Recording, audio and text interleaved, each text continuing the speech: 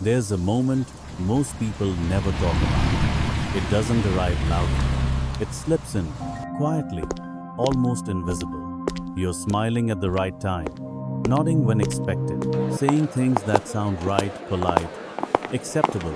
People feel comfortable around you. Some even admire you. From the outside, everything looks fine, maybe even more than fine. But inside, something doesn't match. There's a strange kind of silence. Not peaceful, not calm, just empty. It shows up in small moments, when laughter fades too quickly, when conversations end and the quiet feels heavier than it should. You pause, just for a second. Why does this still feel like nothing? There's no clear answer, no visible problem, nothing obviously wrong, and yet something is missing. This is a story about a man most people would never question. From the outside, his life looks almost complete, stable, respectable, the kind of life others quietly wish they had. Nothing stands out, but nothing feels wrong. Everything moves forward, smooth, predictable, easy, until something shifts. Not loud, not dramatic, just a quiet realization, small enough to miss, but strong enough to change everything. Something so simple. Almost everyone has brushed past it, yet almost no one truly faces it. And the strangest part is, the moment he stops trying to be who others expect him to be, everything begins to change. Not outside, but within. There was a man named Elias, living in a small town near the mountains. He wasn't rich, but he wasn't poor. His life was full in a quiet, ordinary way. A small house, a steady job at the mill, a name that most people in town seemed to know. Every day he walked down the road. Someone greeted him. Someone called his name. Someone stopped to exchange a few familiar words. He showed up at gatherings, small celebrations, conversations that never seemed to end. People listened to him, then spoke before he could finish. He smiled, nodded. Everything looked normal, almost perfect. But there was something no one really noticed. Elias knew how to behave in ways that made people feel comfortable. He smiled, even when nothing was funny. He nodded, even when he didn't agree. When someone said something wrong, he still showed quiet agreement. Not because he believed it, but because he didn't want to make anyone uncomfortable. Gatherings stretched long. Voices filled the space, and Elias stayed, even when every part of him wanted to leave long before. But leaving early felt like doing something wrong, like betraying something invisible.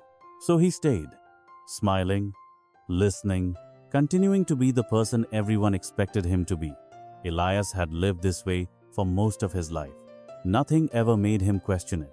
Nothing forced him to stop and think. To him, it was simply how people exist together, smoothing the edges, keeping things easy, making space for others first. That was how life worked. At least, that's what he believed.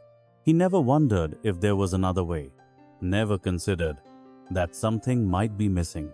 Each day passed just like the one before. No conflict, no mistakes, just a steady sense of calm. So smooth, no one noticed what it was hiding. Then one day, something quietly shifted. Autumn arrived. The air carried dry leaves and dust. A merchant passed through the town, an older man worn cart, quiet eyes. He stopped at the mill. Elias helped unload the sacks. The work was slow, almost silent. But there was a moment, just before that Elias had agreed with the mill owner about a rule he knew made no sense. He smiled, like always. The merchant watched, said nothing, until the work was done. They sat by the well. The old man looked at him, a little longer than usual, then asked one simple question. "You're very good at being what others need, but what do you actually want?" Elias laughed it off at first, said he was fine, said he had no complaints, but the man only nodded slowly, as if that answer proved the point, and then he left. The question stayed. It didn't get louder, but it didn't fade either. It sat somewhere inside him, like a stone dropped into still water. Elias couldn't explain why it bothered him. His life was good. People liked him. He caused no trouble. So why? Did that question feel heavier than it should? That night, Elias sat outside his house for a long time. No voices. No one calling his name. Just a dim light and the quiet stretching in front of him. The question was still there. Not loud, but present. He tried to remember the last time he did something purely for himself. Not because someone asked. Not to make someone happy. Not to avoid discomfort. Just because he wanted to. He searched his memory, day by day, moment by moment. But the more he searched, the emptier it felt. Nothing clear appeared, as if it had never existed. And for the first time, the silence didn't feel comfortable anymore. After that night, Elias began to see himself differently, not vaguely, but clearly. He watched himself, like watching a stranger across a room. At the market, he agreed to prices he knew were unfair, just to avoid conflict. At gatherings, he nodded along to stories he didn't care about. Every time his attention wanted to drift away, he forced it back. A neighbor asked for help again. Third week in a row, Elias said yes. Before the question was even finished, everything happened too quickly, too naturally. He was everywhere, for everyone, but for himself, he wasn't there. Then the changes began. Small at first, no announcements, no big decisions, just quiet moments, almost invisible to others. Elias stopped agreeing when he didn't believe. Not harsh, not confrontational, just simple.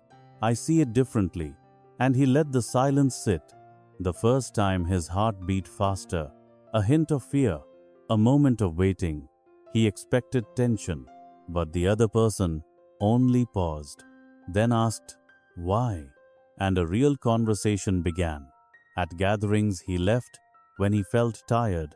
No excuses, no explanations. He simply stood up and walked away. Small changes, but for the first time, he felt present in his own life. Those changes didn't pass unnoticed. At first, it was subtle. A few looks, slight pauses.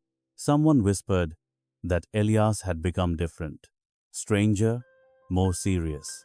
One man who relied on his agreement stopped coming around as often. The absence was quiet, but clear. It lingered. There were moments Elias wondered, was he doing something wrong? Did being more real mean losing something? The feeling stayed, quiet, but impossible to ignore. But then, something else began to appear.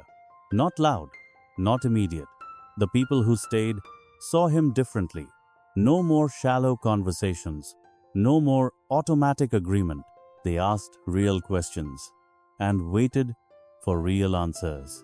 Elias spoke, slower, less, but everything he said was true. A younger worker began coming to him, not for comfort, for honesty. One afternoon, an older woman looked at him and said softly, "You've changed." Elias didn't answer right away, but this time, "You feel more like yourself." Then one morning, everything was tested. A meeting at the mill, the usual atmosphere. The owner proposed something Elias knew was unfair. Before, he would have stayed quiet, but this time, he didn't. He stood there, heart beating fast. No raised voice, no drama, just truth, clear, steady. He explained what he thought and why. The room went still. Then someone else spoke.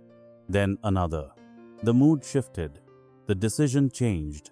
Walking home that evening, Elias realized something inside him had finally been set down. And in the end, Elias understood something simple. You don't lose your life in one big decision. You lose it. In the quiet moments, you choose not to be real. In the nods, you don't mean. In the silence, when you should speak. In staying, when you want to leave. You're not living wrong.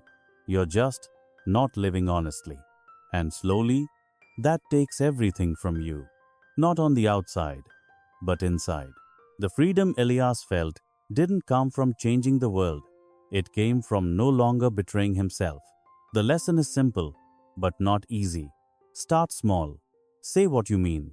Leave when you need to. Choose what is truly yours.